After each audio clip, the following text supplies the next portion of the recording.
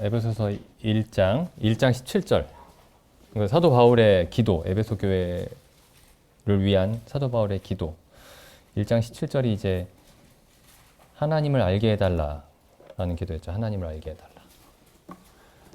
하나님을 아는 게 제일 중요한 일이죠. 하나님을 아는 게 유일하게 중요한 일입니다. 하나님을 아는 게.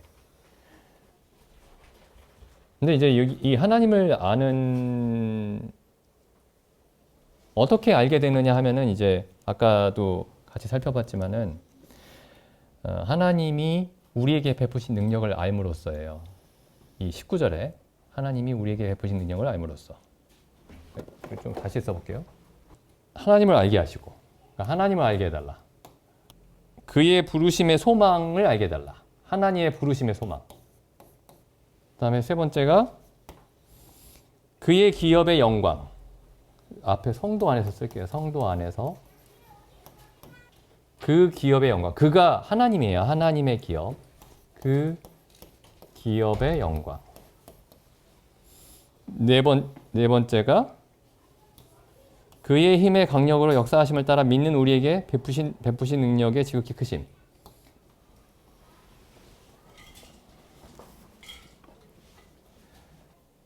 그래서 이게 네 가지를 알아야 된다라는 게 아니고 하나예요, 하나. 하나님을 알기 위해서 하나님의 부르심의 소망을 알아야 되고, 이게 다 같은 얘기입니다. 부르심의 소망과, 그러니까 하나님 우리를 부르셨는데 어디로 부르셨냐면은 하나님의 기업으로 부르셨어요. 하나님의 기업으로. 구약에 보면 이스라엘이 하나님의 기업이다, 이런 말들이 자주 나오죠.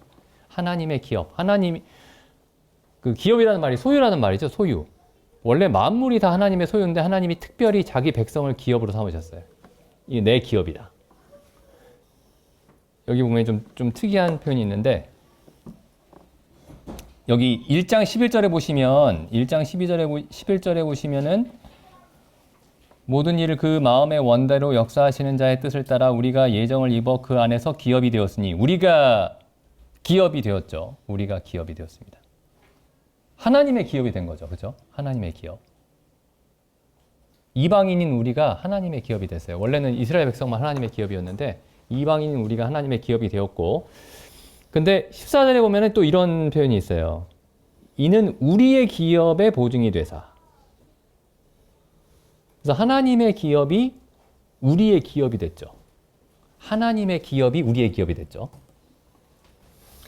그러니까 소망이, 내가 복권이 당첨됐어요. 소망이 넘치겠죠. 복권이 당첨이 돼서. 내가 어떤 기업을 하나님께 받았습니다. 우리가. 그러니까 소망이 넘치는 거예요. 그러니까 우리의 소망은 어디에 있냐면은 하나님이 성도들 안에서 우리에게 주신 하나님의 기업에 그리스도인의 모든 소망이 있습니다. 그러니까 성도 안에서 기업을 주셨어요. 성도들 안에서 기업을 주셨죠, 우리에게. 그러니까 부르심의 소망이 지옥에 가지 않고 고통이 없는 천국에 가는 것이 그 부르심의 소망이 아니고, 부르심의 소망은 성도들 안에서 우리에게 주신 하나님의 기업, 하나님의 기업을 우리의 기업으로 주셨죠. 하나님의 기업을 우리의 기업으로. 그래서 이 기업의 영광을 보기를 원한다. 근데 이 기업이 우리에게 어떻게 주어졌느냐 하면은 하나님의 능력으로 우리에게 주어졌어요. 근데 그 기업이 뭔지를 설명을 하고 있는 거예요. 여기 기업이 뭐냐면은 22절, 23절이 기업이죠. 교회를 위해서 그리스도를 머리로 주셨고, 그리고 그 그리스도를 머리로 하는 교회가 우리의 기업입니다. 그리스도를 머리로 하는 교회가 우리의 기업이죠. 그러니까 교회를 생각할 때마다 소망이 넘친다, 이런 생각이 원래 들어야 되는 거예요. 교회를 생각할 때마다 소망이 넘친다. 근데 보통 이제 사람들이 복음을 이해한다고 하는 사람들이 보통 하는 얘기는 예수님이 나의 죄를 용서해 주신 걸 생각할 때마다 소망이 넘친다, 그렇게 얘기하고 끝나죠. 내가 죄 용서를 받았으니 하나님의 진노를 두려워할 필요가 없겠다. 그것도 정말 큰 소망인데 사도 바울이 얘기하는 이 소망은 그리스도가 머리가 되고 거듭난 모든 성도들이 한 몸을 이룬 그 교회가 소망이죠. 지금까지 살펴보면은 사람들을 보면은 교회가 소망이구나 이런 생각을 잘 못하는 것 같아요. 교회가 소망이구나. 교회를 심지어 이렇게까지 얘기하죠. 교회는 그리스도의 몸이니 만물 안에서 만물을 충만케 하시는 자의 충만이다. 그래서 여기 보시면은 하나님을 어디서 만날 수 있냐면은 여기 만물 안에서 만물을 충만케 하시는 자가 하나님이시죠. 만물 안에서 만물을 충만케 하시는 자로서 하나님을 어디에서 만날 수 있느냐면은 교회에서 만날 수 있죠. 교회에서. 교회 가운데서. 만물 안에서 만물을 충만케 하시는 자의 충만으로서 하나님을 교회에서 만날 수 있습니다. 교회에서. 이 건물 말고요. 이 건물 말고. 근데 이 얘기가 어디 있냐면은 요한복음에 있어요. 요한복음에 예수님의 마지막 기도 안에 있습니다. 이 얘기가. 똑같은 얘기예요. 사도 바울이 한 얘기나 예수님의 마지막 고별 강론이나 똑같은 얘기입니다. 이게. 자, 요한복음 보시면은 자, 만물 안에서 만물을 충만케 하시는 자의 충만을 한번 찾아보세요. 요한복음 13장 13장에 보면 예수님이 제자들의 발을 씻기시죠. 근데 그 예수님이 제자들의 발을 씻기실 때에 그 바로 앞에 무슨 얘기가 나오느냐 하면은 13장 3절에 보시면은 저녁 먹는 중 예수는 아버지께서 모든 것을 자기 손에 맡기신 것과 이렇게 돼 있죠. 모든 것을 자기 손에 맡기셨다. 모든 것을 자기 손에 쥐신 분이 하시는 일이 뭐냐면 제자들의 발을 씻기는 일이죠.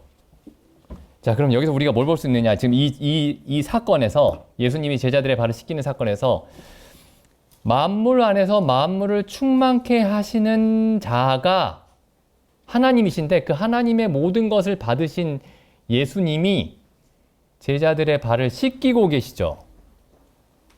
그러니까 여기서 지금 만물 안에서 만물을 충만케 하시는 자의 충만을 여기서 보고 있는 거예요, 우리가. 지금 이 가운데 예수님이 계시지만은 실제로는 하나님이 계시죠. 예수님이 제자들의 발을 씻기고 계시지만은 이 13장 3절을 읽어보시면 아버지께서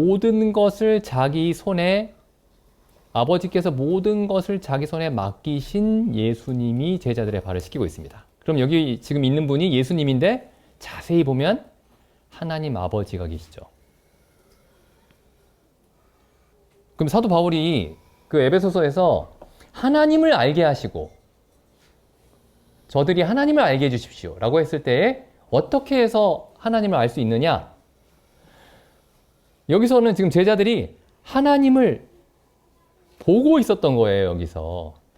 그래서 바로 앞에 그 다음 장에 보시면은 14장 7절에 예수님이 제자들의 발을 씻기시고 나서 하시는 말씀이 이렇게 말씀하시죠. 너희가 나를 알았다면 내 아버지도 알았으리로다. 이제부터는 너희가 그를 알았고 또 보았느니라. 언제 봤죠? 방금 발 씻기시는 모습 속에서 하나님 아버지의 모습을 봤죠. 이게 예수님이 지금 죽음을 이날 잡히시죠. 이 예수님이 제자들에게 하시는 말씀 중에 물론 예수님의 모든 말씀이 다 중요하지만은 예수님이 제자들에게 하시는 말씀 중에 가장 중요한 말씀입니다. 이 말씀이 잡히시던 날 밤에. 근데 빌립이 이해를 못했어요. 그래서 8절에 하는 얘기가 주여 아버지를 우리에게 보여주옵소서 그리하면 족하겠나이다. 예수님 이렇게 말씀하시죠. 빌립아 내가 이렇게 오래 너희와 함께 있을 때 네가 나를 알지 못하느냐.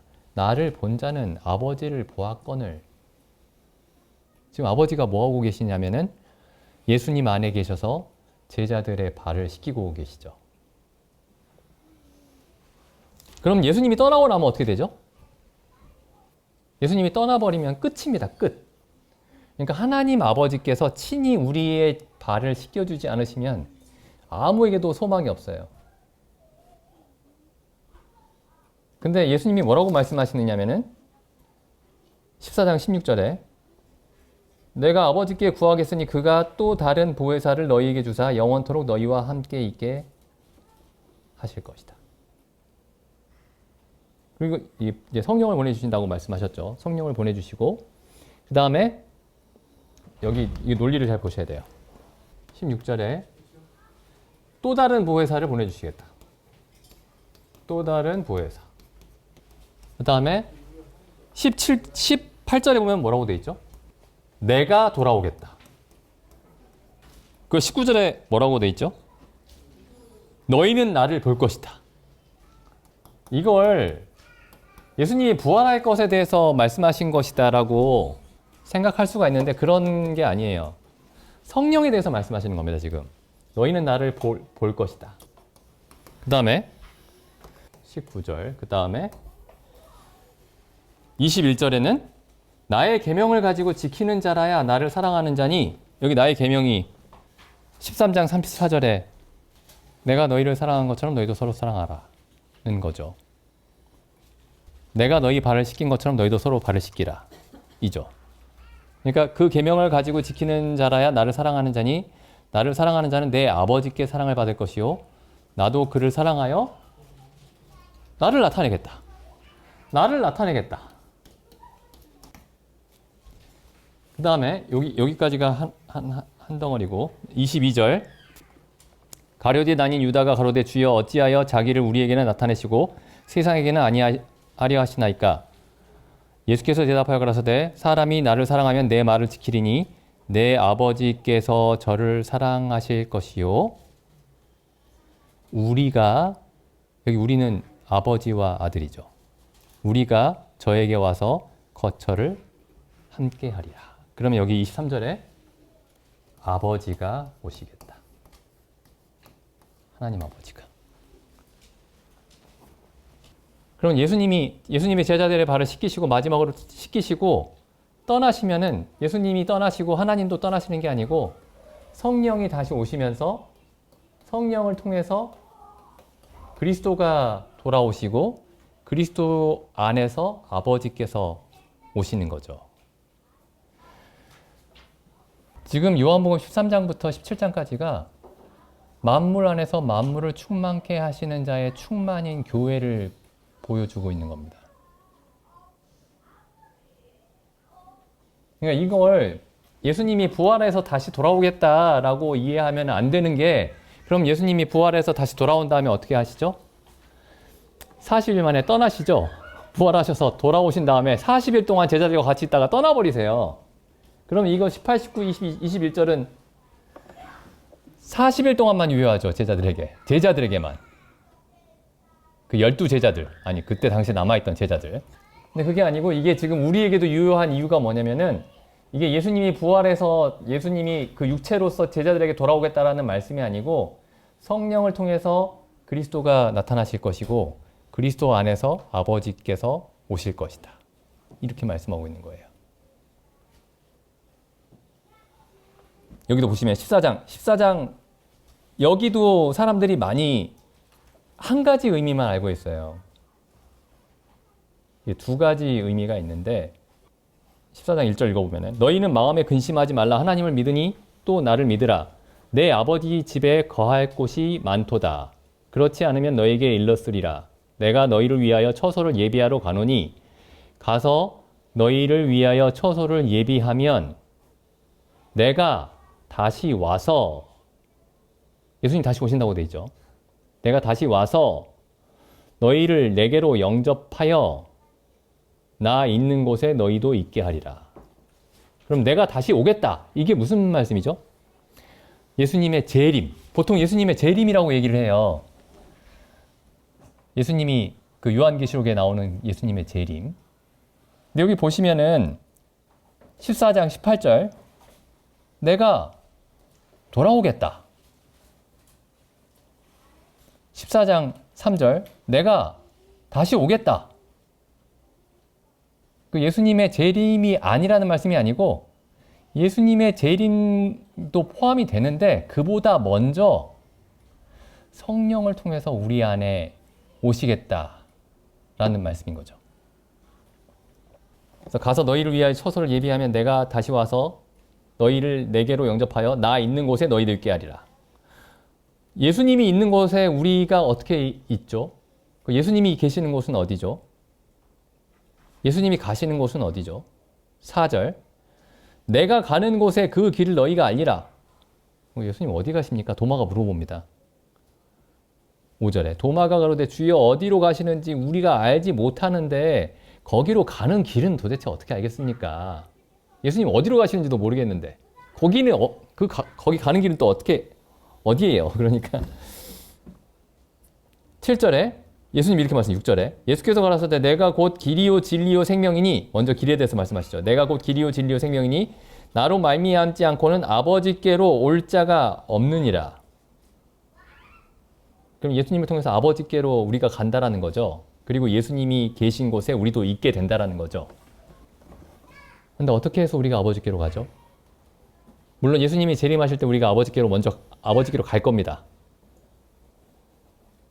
근데 여기 보시면은 어떻게 아버지께로 가느냐면은 14장 23절.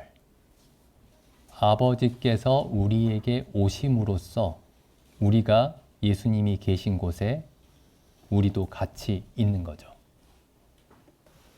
그러니까 지금 예수 그리스도로 말미암아 아버지와 함께 있는 사람들이 나중에 몸이 부활해서 아버지께로 가는 거죠.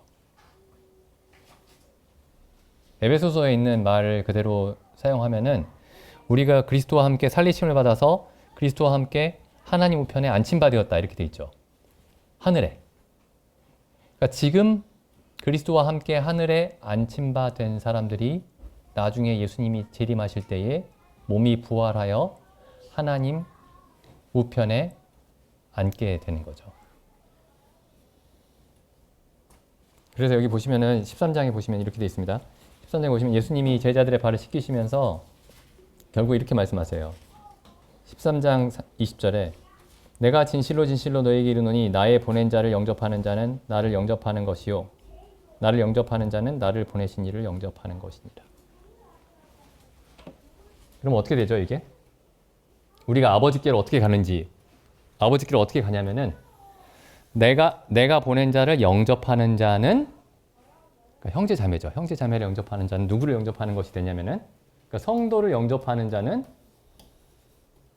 그리스도를 영접하는 것이 되고 그리스도를 영접하는 자는 아버지를 영접하는 것이 되죠. 어떻게 하나님을 만날 수 있죠? 어떻게 하나님을 알 수 있죠? 발을 씻음으로써. 사도 바울이 에베소서에서 하나님을 알게 해달라는 얘기가 그냥 이 얘기였어요. 13장, 요한복음 13장. 서로 발을 씻김으로써 그 안에 계신 그리스도와 그 안에 계시는 아버지를 알게 해주십시오라고 기도한 거였죠. 그리고 이 13장 얘기를 가지고 예수님이 요한복음 15장에서 포도나무 얘기도 하신 거예요.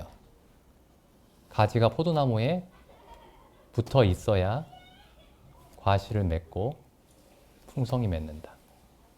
그러니까 이게 무슨 서로 사랑하는 게 아름다운 얘기니까 사랑하자 단순히 그런 얘기가 아닙니다.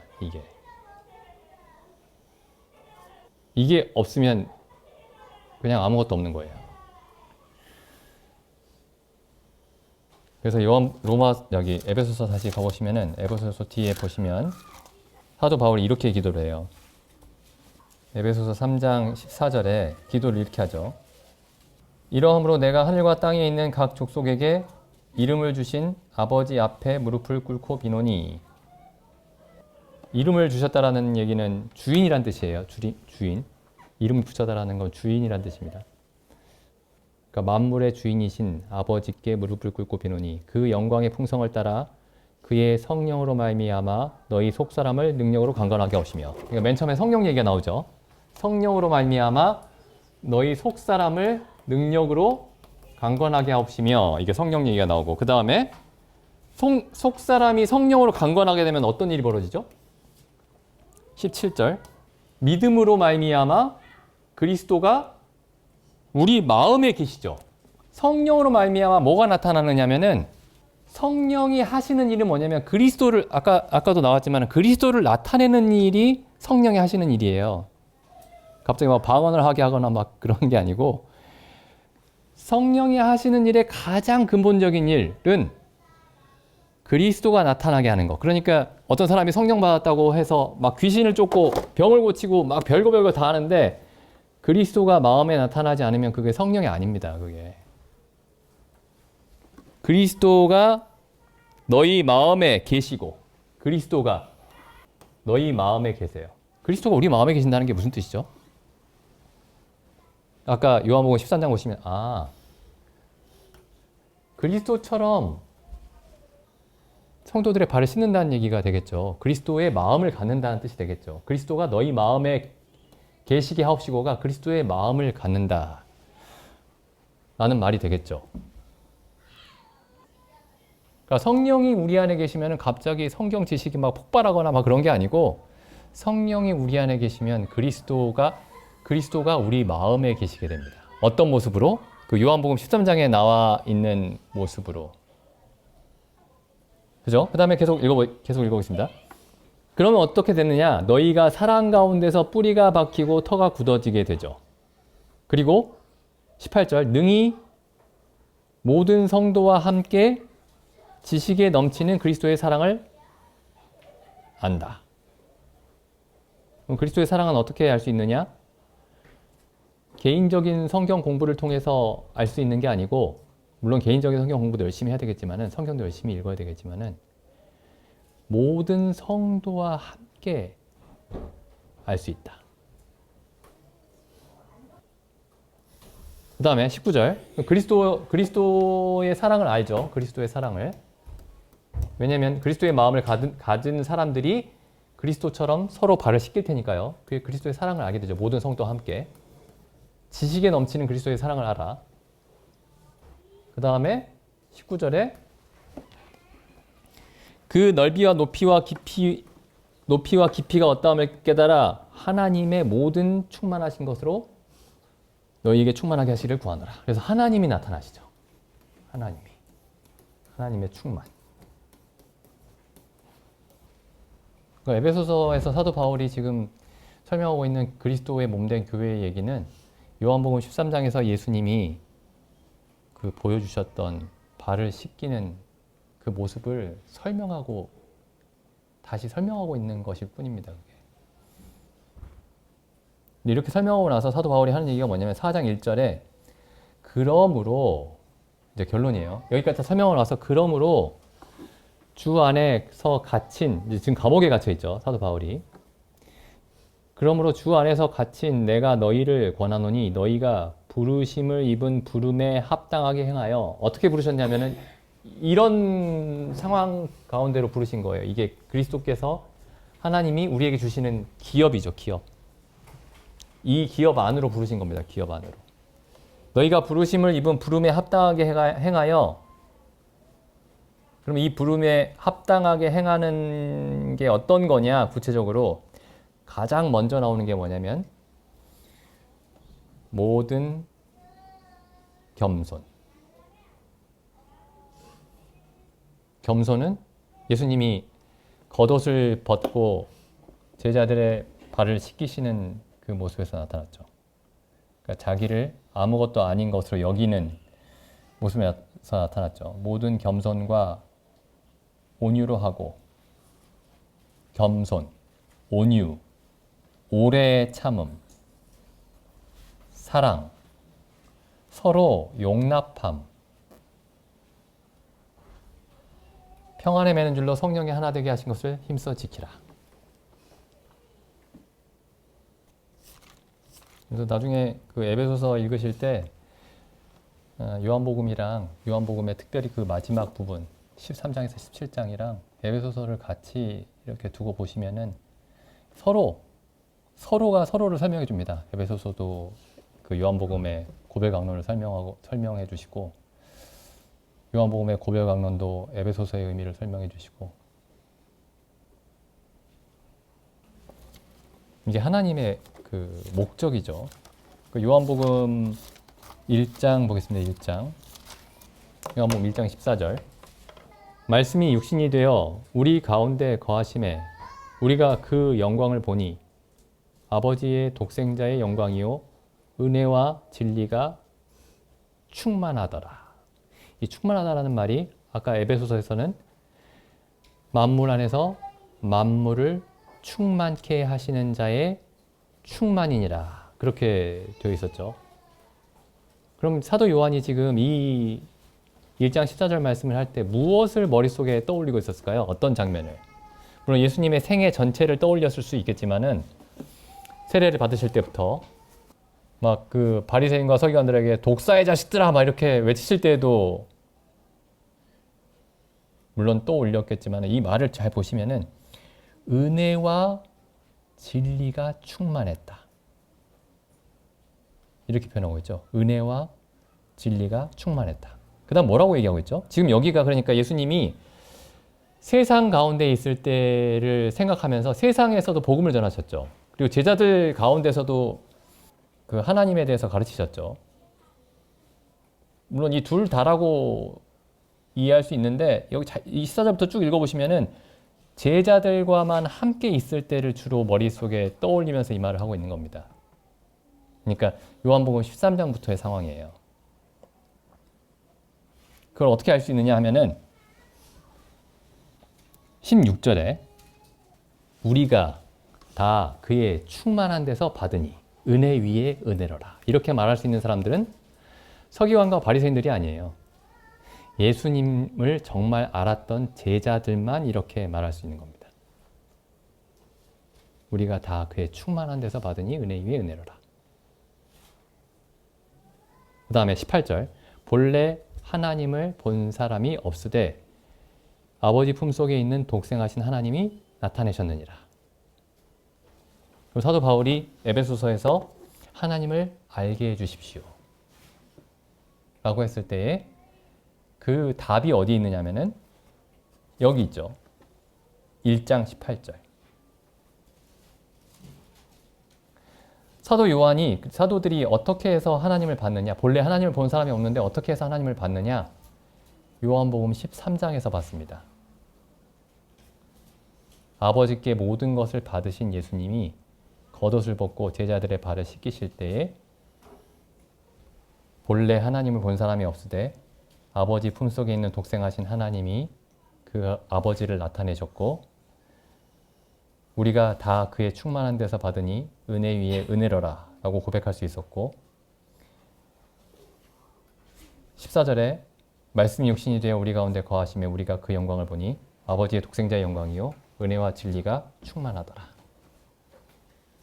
이렇게 말할 수 있었죠. 그러니까 한번 나중에 이 요한복음 읽으시면서 한번 이 말씀을 생각해 보시면 좋을 것 같아요. 이 지금 제가 이 지금 14절에서 1장 14절에서 17절에서 18절까지가 물론 요한복음 전체에 나타난 예수님의 모습을 요약한다라고 할 수도 있겠지만은 자세히 보시면은 13장에서 17장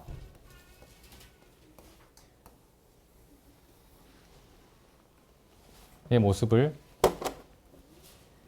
그러니까 제자들과 있을 때 그럼 여기서 하나님을 안다라는 게 무슨 뜻일까? 구체적인 의미를 여기서 이제 알 수가 있죠.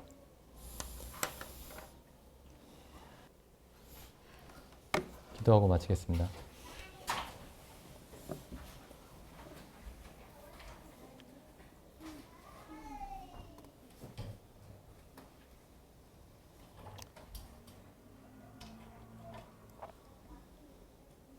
하나님 아버지, 참 사도 바울이 에베소 교회를 위해 하나님을 알게 해달라고 그렇게 기도하였사온데 참 저희도 동일한 기도로 저희 자신을 위해서 구하옵나이다. 저희로 하나님을 알게 하여 주옵소서. 제자들의 발을 씻기심으로 아버지를 보여주신 것과 같이 참 저희가 서로의 발을 씻김으로 저희 가운데 계신 그리스도를 보게 하옵시고 그 그리스도의 모습 속에서 만물 안에서 만물을 충만케 하시는 충만이신 그 하나님을 저희로 알게 하여 주시옵소서. 참 하나님께서 저희를 친히 섬겨주시 않으신다면 참 저희에게 아무런 소망이 없나이다. 참 저희 가운데 계신 성령께서 참 하나님을 드러내 주시옵고 저희를 소망으로 가득하게 하여 주시옵소서.